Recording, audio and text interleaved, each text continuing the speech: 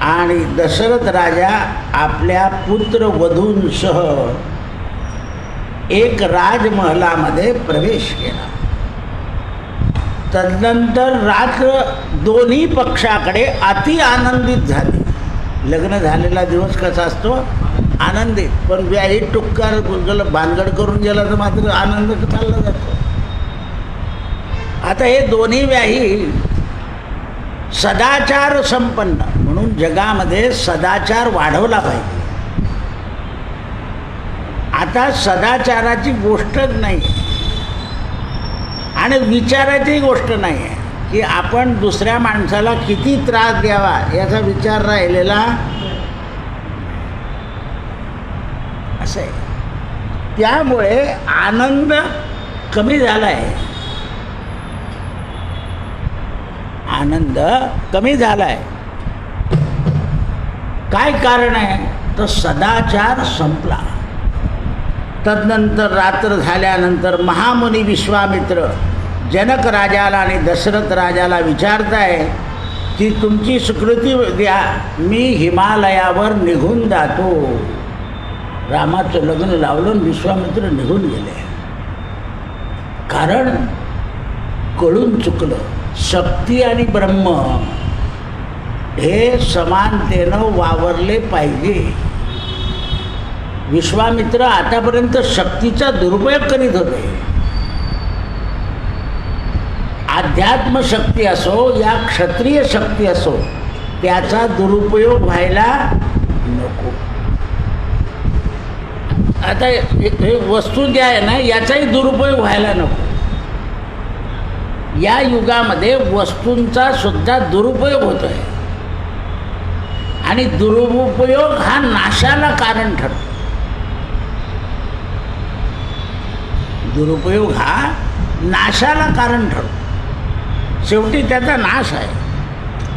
त्यामुळे हिमालयामध्ये शाकभूत पर्वतावर कौशिक तटावर, कौशिक नदीच्या तटावर आश्रम बांधून हिमालयात राहायला लागले. विश्वामित्र गेल्यानंतर महाराज दशरथांनी विदेही मिथिलेने राजाची अनुमती घेतली आणि आपणही शीघ्र अयोध्येला जाण्याची तयारी केली. तर विदाई झाल्यावर राहता येत विदाई झाले, टिक्सा लावला, निघा. विदेही जनक राजानं आपल्या कन्यांना देहजामध्ये धन दिलं. मिथिला नगरीशानं लाखो गायी, म्हणजे प्रत्येक जावयाला 1 लाख अशा 4 लाख गायी दान दिल्या. पहा, पशुधन हे खरं धन आहे. आज तुमच्याकडे पशु कमी आहे म्हणून तुम्ही पाम तेलाचं दूध पिऊन राहिले. पशु सांभाळले पाहिजे. काही रानाचे रानं होते आपले, बिल्डिंग करून टाकल्या. आता मध्ये देवस्थानच्या जमिनी गोळा करायच्या होत्या, पण आलं त्याच्यावर मध्ये मोर्चा निघणार होता. असं आहे ते. म्हणून लाख गायी दान दिल्या, रेशमी वस्त्र भरपूर दिले, सुती वस्त्र, लवकरी वस्त्र, हाती घोडे पायदळ सैनिक भेट दिलं आणि मुलींच्या बरोबर दास्या दिल्या, कन्या अर्पित केल्या. करोडो सुवर्णमुद्रा, रजतमुद्रा, मोती, माणिक मिथिला जनकानं मोठ्या हर्षानं कन्यांचं धन कन्यांना दिलं. वस्तूमध्ये काही वस्तू दिल्या. दशरथ राजानं सांगितलं की जनक राजा पुरे पुरे पुरे, कारण समाधानी होते.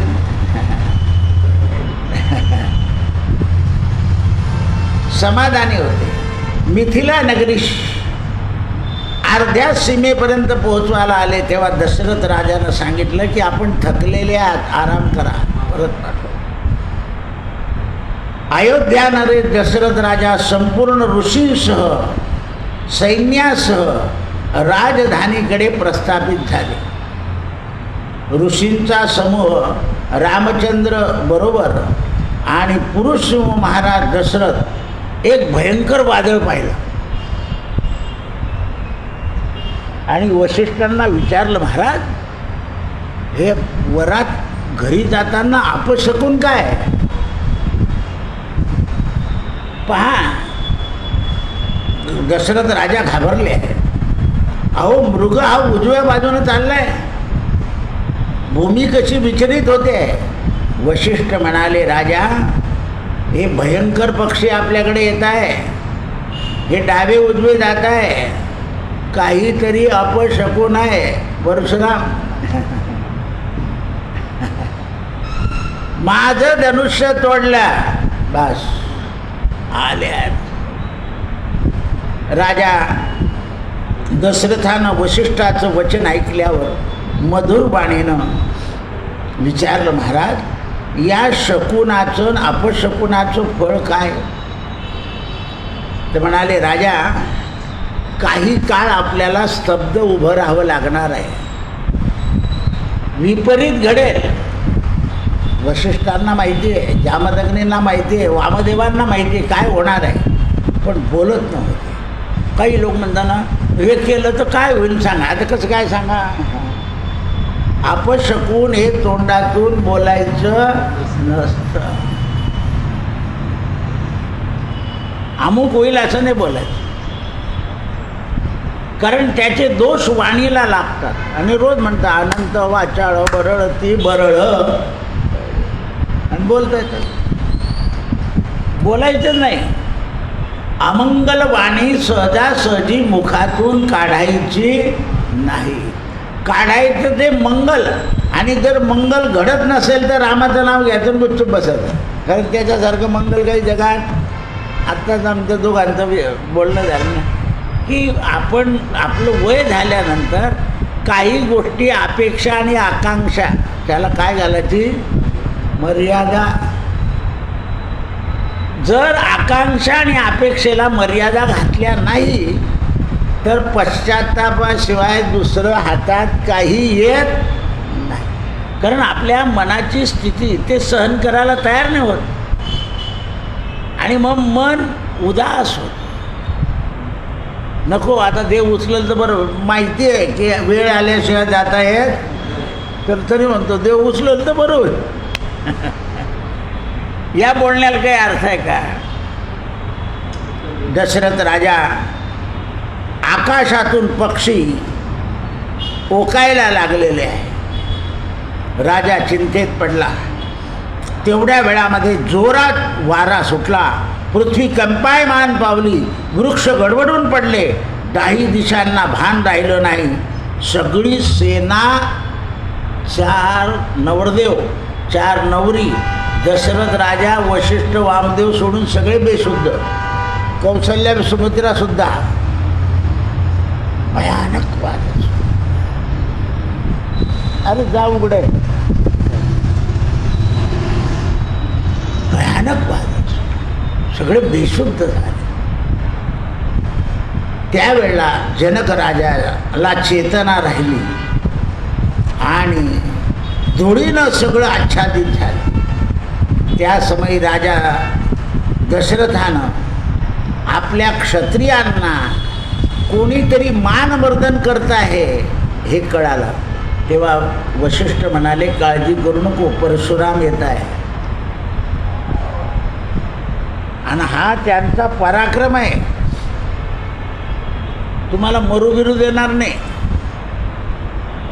पण दशरथ राजाला माहिती होतं की परशुरामाचं क्षत्रियांचं अरे तो काळ गेला,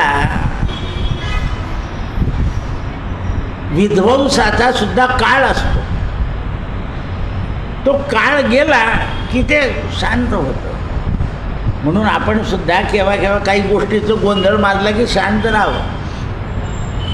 काही काळापुरतं असतं हे सगळं. चांगला काळ सुद्धा काही काळ असतो, म्हणून त्या काळामध्ये सुद्धा माणसाने माजू नये. आता मला काही कोणाची गरज नाही राहिली. तो लट्टा बोलला होता ना, कळालं ना? असे तुम्ही असं आहे, हे लक्षात ठेवायचं. म्हणून अग्नी प्रज्वलित होतो त्याप्रमाणे परशुराम येऊन उभे राहिले. वशिष्ठ खाली उतरले आणि परशुरामांना वंदन. वशिष्ठांना पाहिल्याबरोबर परशुरामाचा अर्धा ताप कमी झाला. कारण वशिष्ठ कोण आहे? ब्रह्म ऋषी. म्हणून माऊली असं आपले याच्यामध्ये म्हणते, तुम्ही सनकाधिक संत म्हणून सकाळीच यांचं स्मरण करायचं असतं, सनकाधिकांचं. तुकारामाच्या अभंग हरिपाठामध्ये म्हणून मी सांगितलं, ज्याला जास्त पुण्य पाहिजे असेल त्याने तुकारामाचा हरिपाठ म्हणायचा, आणि ज्याला ज्ञान पाहिजे असेल त्याने ज्ञानेश्वरांचा हरिपाठ म्हणायचा, आणि ज्याला देवाचं गुणांवर्णन ऐकायचं असेल त्याने नामदेवाचं म्हणायचं. 5 हरिपाठ आहे ते. आणि आघड मगड आणि उघड हे जर तुम्हाला ज्ञान पाहिजे असेल तर एकनाथ महाराजांचा हरिपाठ. आघड उघड आणि मगड या 5 तत्वामध्ये काय काय जडलेलं आहे. आता बघा, त्यांनी एकच शब्द सांगितला, हरीची या दासा हरी दाही दिशा. म्हणजे माणसाला निरामय करून टाकला आहे.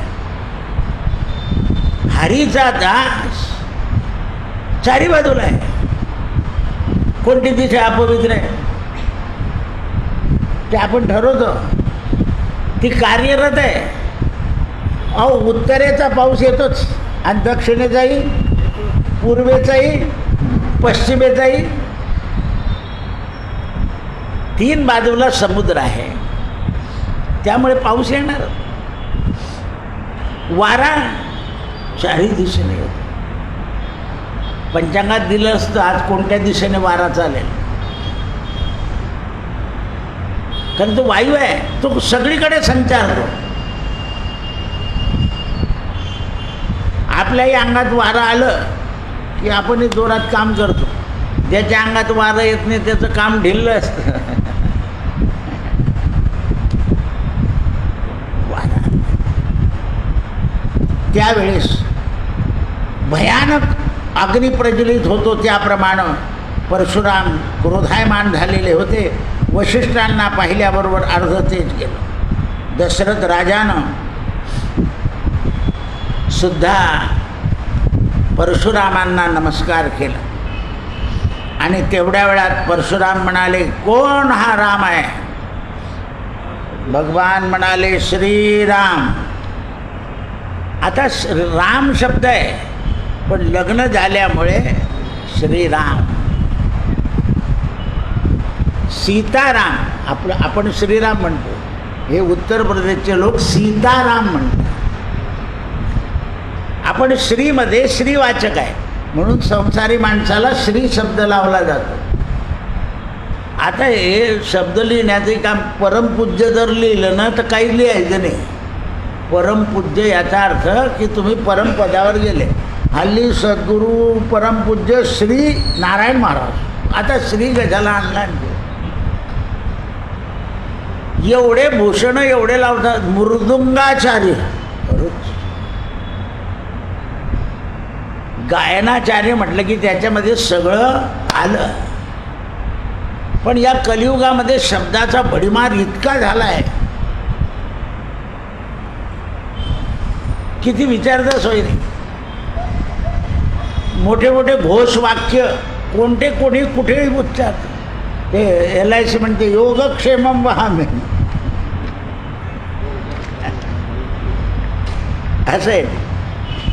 म्हणून ते म्हणाले, सगळे परशुरामाला दशरथनंदन श्रीरामानं वंदन केलं. आणि परशुराम म्हणाले, तू शिवधनुष्य तोडून आलाय, तुझा समाचार माझ्या कानात पडलेला आहे. तू धनुष्य तोडून अद्भुत चरित्र केलेलं आहे. पण माझ्याजवळ जे धनुष्य आहे ते तोडून दाखव. आता जे धनुष्य शंकराचं होतं, या परशुरामांना दोन्ही देवांनी धनुष्य दिलेलं होतं. शिवधनुष्यही मिळालं होतं, विष्णू धनुष्य मिळालं. शिवधनुष्य अपवित्र झालं संहार करून, म्हणून ते तिथे ठेवून दिलं होतं, आणि विष्णू धनुष्य घेऊन हे कायम ठेवत होते. परशुराम हा अवतार आहे, पण कोणता अवतार आहे? आवेश अवतार आहे. कशाकरता आवेश आणला? भूभार उतरवण्याकरिता. आता कृष्ण अवतारामध्ये भूभार उतरवला, पण शस्त्र हातात धरणार लीलाबा. कृष्ण अवतारात शस्त्र नाही धरलं, सुदर्शन चक्र होतं तरी वापर नाही केला. राम अवतारात शस्त्राचा प्रयोग केला आहे. क्षत्रिय कुळ, यादवी कुळ,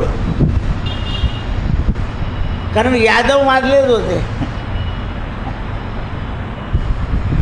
म्हणून त्या कुळात गेले आणि युक्ती प्रवृत्तीने संपवले. आधी यादव संपवले आणि नंतर कौरव संपवले. मथुरेमध्ये यादव संपवले,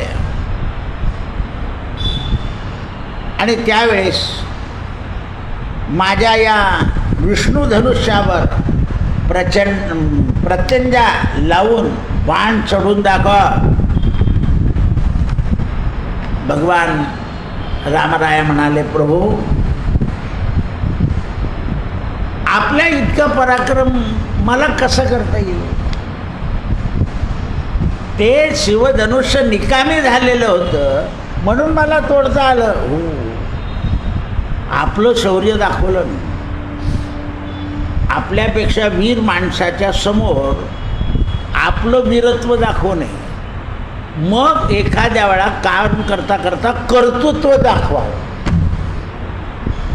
काय दाखवलं पाहिजे? कर्तृत्व. जगात लोक कर्तृत्व दाखवत नाही, फक्त शब्दप्रयोग जास्त करतात. जशी एखादी बाई हुशार असते, एखाद्या बाईकडे जाते आणि तिला मदतीला, सरक तू बाजूला, मी कर जात, तर ती बाईला सरकवल्याबरोबर सगळे कामं इतकी बराबर करते. कारण तिला कर्तृत्व माहिती आहे, हिला कर्तृत्व माहिती नाही, म्हणून हिचं काम हळू हळू हळू हळू.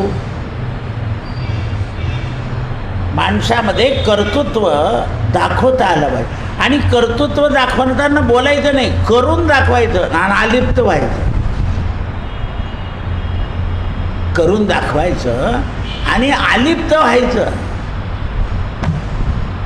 आपण काय करतो? कर्तृत्व दाखवतो आणि बोलत जातो, वाढवत जातो. माझ्या आईनं असंच शिकती बाई म्हणजे माझ्या आईनं असंच शिकवलं, करून मोकळं व्हावं, बस एवढं जाणून चाललं. आणि जिच्याजवळ कर्तृत्व काय करू काय करू काय करू मध्येच करू करू करते. म्हणून परशुरामाचं वचन ऐकल्यावर दशरथाच्या मुखावर विषाद आला की अरे काय झालं. तेव्हा दशरथ राजा म्हणाले, महाराज, स्वाध्याय व्रत भृगुवंशातल्या कुलात आपण उत्पन्न झालेले आहात. आपण तपस्वी आणि ब्रह्मज्ञानी आहात. क्षत्रियांवर रोष करू नका. आम्ही काही चुकीचं केलं नाही. जनक राजानं सांगितलं म्हणून शस्त्र फोडलं. त्यांनी लावलं होतं ते, पण माझ्या मुलांनी काही तसं केलेलं नाही. कारण सत्यवचनी आहे. आणि आता सगळ्या मुलांचा संसार पाहून आतुर झाले की आता सुखाने कसा राहील, आणि हे दुःख ओलांडलं. वरात घरी नेतात, म्हणून वरात घरी पोहोचेपर्यंत सगळ्यांच्या जीवात आता तर मोठं कुठं कोण कोणाला ट्रँकर भेटतो, कोणाला काय भेटेल याचा भरोसा नाही.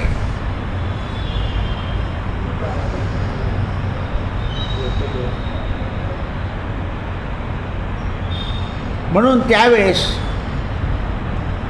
महाराज आपण धर्मात्मा आहे. आता पहा कसं बोलताय दशरथ राज, आपण धर्मात्मा आहे. एवढी सगळी पृथ्वी जिंकून तुम्ही काश्यपांना दान देऊन टाकले. धर्मात्मा आहे तुम्ही. धर्मात्मा मनुष्य क्रोधत नाही. वशिष्ठाचं वचन, आपल्या दशरथाचं वचन चाललं आहे, हे महामुनी शस्त्रत्यागाची आपली प्रतिज्ञा आहे आणि तुम्ही रामावर कृपा करा आणि जीवनाचं रहस्य समजावून सांगा. राजा दशरथानं अशा प्रकारची स्तुती केल्यावर परशुरामानं त्यांच्या वचनाची थोडी अवहेलना केली, कारण अजून क्रोध गेलेला नव्हता, डोक्यामध्ये क्रोध भरला होता. हे रघुनंदना, हे 2 धनुष्य घे, हे दोन्ही दिव्य आहे. संसाराची दृष्टी तुला आता मिळाली आहे. विश्वकर्म्यानं दिलेले हे 2 धनुष्य आहे. एक शिवधनुष्य आणि एक विष्णुधनुष्य. हे 2 तत्व आहे, शिवतत्व आणि विष्णुतत्व. शिवतत्व हे क्रोधात्मक आहे आणि विष्णुतत्व हे प्रेमात्मक आहे. तत्व आहे ते. म्हणून भगवान शिवाला रुद्र म्हणतात. रुद्र म्हणजे अग्नी. आणि म्हणून त्या डोक्यावर सारखी जलधारा ठेवावी लागते. सतत ते शांत राहिलं पाहिजे. ते विकोपाला आपण म्हणतो तुझं मस्तक गरम झालं आहे, जरा पाणी बिणी मार डोक्यावर. पहा तुम्ही अति टेम्परेचर झाले की कपाळपाटीवर काय ठेवावं लागतं? अजूनही ठेवतात. डॉक्टर म्हणतात पट्टे ठेवा लवकर, ताबडतोब कमी होतं ते. म्हणून ज्ञानी लोक त्रिकाळ स्नान करतात, संसारी लोक 2 वेळा करतात, आळशी लोक करतच नाही. कंटाळाला म्हणे आंघोळीचा आज.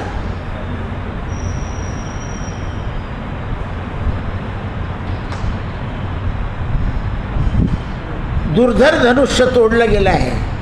आता हे देवतांचं विष्णू धनुष्य आहे. श्रीरामा, शत्रुनगरीवर तुला विजय मिळवायचा आहे तर हे विष्णू धनुष्य तुला लागेल. पुन्हा मग रावणावर. हे काकुस्थनंदना, शिवजीचं धनुष्य समानाच्यापेक्षा हे विष्णू धनुष्य महाबलवान आहे.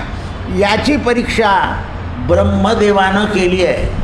म्हणजे का तर एकदा विष्णू मोठे का शंकर मोठे याच्यामध्ये जो वादविवाद सुरू झाला तर दोघंही देव शंकर आणि विष्णू भांडण करतच राहिले, कारण 2 तत्वाचा संघर्ष होतो. ज्या वेळेला ब्रह्मदेवानं मग निर्णय करण्याकरता केलं तर ब्रह्मदेवाला श्राप झाला की तुमची पूजा कोणीच करणार नाही. गाईलाही श्राप झाला, तू सगळ्या अंगाने पवित्र असशील, मुखाने अपवित्र होशील. म्हणून गाय विष्ठा खाऊन टाकते. खोटी साक्ष दिली गेली. भगवान शंकराचं रुद्राचं स्वरूप पाहताना शिवपुराणाची कथा अशी आणि विष्णू पुराणाची कथा अशी आहे. म्हणून संत काय म्हणतात, विष्णू थोर शिव लहान, असं जो म्हणेल त्याला कुंभी बागी घालायचं. म्हणून संतांचे वचन ऐकायचे. हे पुराण शास्त्र आपल्याला लावता येत नाही. नरहरी सोनार पंढरपुरामध्ये राहून पांडुरंगाचं दर्शन घेईना. पांडुरंगाला वाटलं इतका चांगला आहे, शंकराची भक्ती करतो ना आपल्याकडे येत नाही, म्हणून पांडुरंगाने विठ्ठल पाटलाचं रूप घेतलं आणि म्हणे मला पांडुरंगाला करदोडा करायचा आहे, तुम्हीच पाहिजे. म्हणे बा मी पट्टी बांधून चालेल, मी तुमच्या देवाचं तोंड नको पाहू ना म्हणे भाऊ. तो करदोडा केला तर प्रत्येक वेळेस 3 वेळेस सूदभर कमी झालं. अहो म्हणे उघड्या डोळ्यानं माप घ्या ना. तर माप घेताना असा हात लावला तर पांडुरंगाच्या डोक्यावर महादेवाची पिंड. अरे म्हणे शंकर आहे म्हणे, मग उघडना डोळे. म्हणून पांडुरंगाला बेल व्हायला जातो.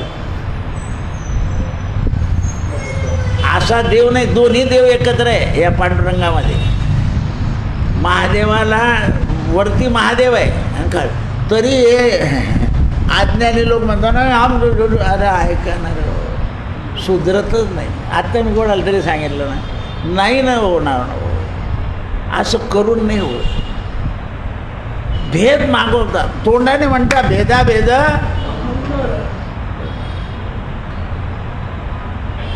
असं आहे. म्हणून काही होऊन गेले पण व्यवस्थित नाही झालं, हे समजायला पाहिजे. हे ठराविकच लोकांना समजतं, ज्यांच्यावर ईश्वराची कृपा आहे त्यांना बाकी त्यांना नाही समजत. म्हणून भेदाभेद संतांकडून समजून घ्यायचा. संत उत्तम प्रकारे समजवतात. म्हणून संताविन नाही प्राप्ती ऐसे वेद देती ग्वाही. काय सांगितलं माऊलीने? मंथोनी नवनीता तैसे घेई अनंता, वाया व्यर्थ कथा सांडी मार्ग. हरी एक आत्मा जीव शिव वाया तो दुर्गम, तरी तो उपाध्या चालल्या न जीवो.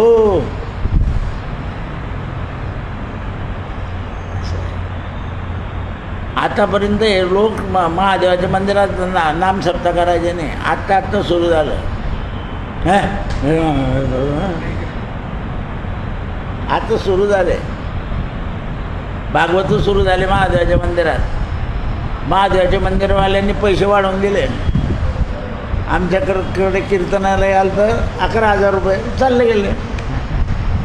तत्व सोडून दिलं. इतकं कठीण झालं आहे, गाडीतून उतरता आणि पाकिट घेतलं की गाडीत बसून निर्णय निघून जातं. मी सगळ्या लोकांना सांगितलं, तुम्ही गावात फिरा, गावातले मंदिरं पहा, तिथे काय उणीव आहे गावातल्या लोकांना समजून सांगा. पण एकही कीर्तनकार मंदिर फिरायला तयार नाही. तो धाब्यावर झोपतो, कुठे झोपतो ते सांगितलं त्यांना. कीर्तनात बसत नाही. आता तर मोबाईल पाहतो, त्या टी व्हीवर ते एखाद्या वेळेस ते पाहावं कोणी बोलत असलं तर बरेच लोक चालू भागवतामध्ये मोबाईल पाहत राहतात.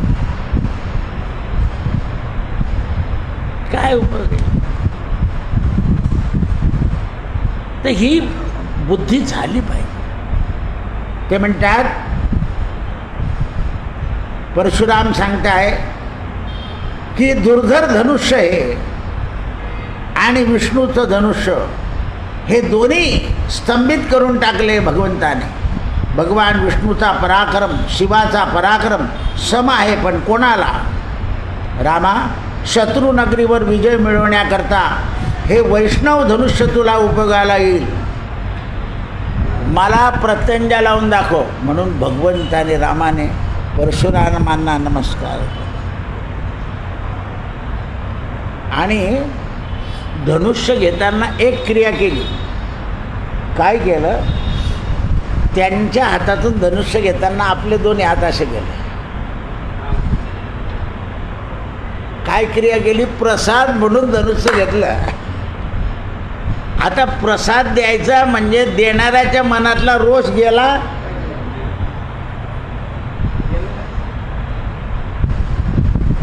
ही क्रिया आहे. म्हणून प्रसादाला महत्त्व काय असतं की घेणाऱ्याचाही रोज गेला पाहिजे आणि देणाऱ्याचाही. एखाद्याने घेतला की नाही, हो त्याने माझ्या हातचा प्रसाद घेतला, आनंद वाटतो. त्याने मला दिला प्रसाद, आनंद वाटतो. म्हणून रामाने असं केलं. उचललं धनुष्य, अजून क्रोध कमी झालेला नाही आहे, ठेवलं रामाच्या हातात. रामाने एका हातानं उचलून दाखवलं. अरे बाप, एका हातात. अरे आपल्यापेक्षा मला काढलं बाण, लावली प्रत्येक. प्रसन्न झाले परशुराम. बराबर सगळे नमस्काराला आले. लक्ष्मण, भरत, शत्रुघ्न. क्षत्रियांबद्दलचं जे वैर होतं ते निघून गेलं. तेव्हा परशुराम म्हणाले, रामा, दशरथा, वशिष्ठा, मी जेव्हा इकडे फिरायला येतो ना तेव्हा काश्यप ऋषी मला म्हणतात, दिलेल्या भूमीवर चालू नको. पण मी येतोच, पण रात्री या भूमीवर राहत नाही. परशुराम येतात दिवसा, पण रात्री इथून चालले जातात. तुम्हाला उज्जैनचं आणि काशीचं काही माहिती असेल तर नाही सांगतो. उज्जैनला राज्यपाल, पंतप्रधान हे उज्जैनला मुक्कामी राहू शकत नाही, त्यांना भोपालला जावं लागतं, असा दंडक आहे. काशीमध्ये सुद्धा यांना त्या रामनगरला जावं लागतं, पण काशीत मुक्कामी राहत आहे. त्र्यंबकेश्वरला सुद्धा तसंच आहे. डाक बंगला जो आहे तो यांचा उतरायचा नाशिकच्या हद्दीत आहे, त्र्यंबकच्या हद्दीत नाही. कारण हे राजे आहे, अजून ते पाळलं जातं. दिवसा फिरायचं पण रात्री तिथे न जावं. परशुरामांनी ती मला काश्यपांनी दिवसा भूमीवर सांगितलं आहे, पण रात्री मला महेंद्र पर्वतावर जावं लागतं. म्हणून हे जे 7 चिरंजीव आहे, अश्वत्थामो वज्रव्यासो हनुमानश्च विभीषणा कृपा परशुरामश्च सप्तैते चिरजीविना. म्हणून तुम्हाला ते माकडाच्या रूपामध्ये रामायण वाचण्याचं चित्र दिसलं बघा. आत्ता जे 25 वर्षाच्या काळात आलं ते चित्र. एका महात्म्याला तिथे दर्शन झालं, हनुमंतसुद्धा तिकडे जातात. मग समर्थांनी काय केलं की मग जगाचं रक्षण कोण करेल, म्हणून समर्थांनी गावोगावी मारुती स्थापन केली आणि तुलसीदासांनी तिकडे मारुती स्थापन केली. नाही तर मड्या होत्या, बघत घुमायचे, डांगे वाजवायचे. हे मंदिरं आत्ता सुरू झालं आहे, पण आता त्या मंदिरांचा अतिरेक करून टाकला. मग येतं मागच्या 2 वर्षापूर्वी तर कुठे बी मंदिर महादेव, कुठे बी मंदिर महादेव, कुठे बी मंदिर महादेव. आता कोणी जाऊन नाही राहिलं ते.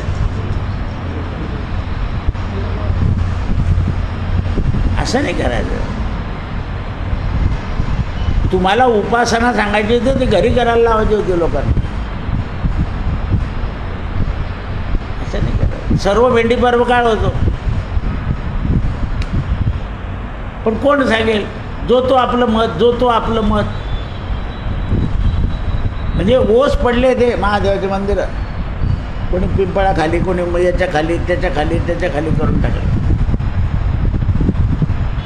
त्याचं व्यवस्था आणि व्यवस्थापन झालं पाहिजे कामापुरतं.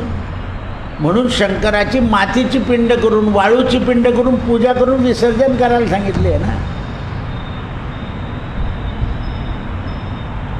हे लक्षात आलं पाहिजे. म्हणून ते म्हणतात, रामानं प्रत्यंजा लावली आणि तेच धनुष्य रामाला रावणाच्या संहाराला कारणीभूत झालं. कृष्णार्पणमस्तु. सत्यगुरु राये कृपा मज केली, साप वेले वाटे जाता गंगा स्नाना.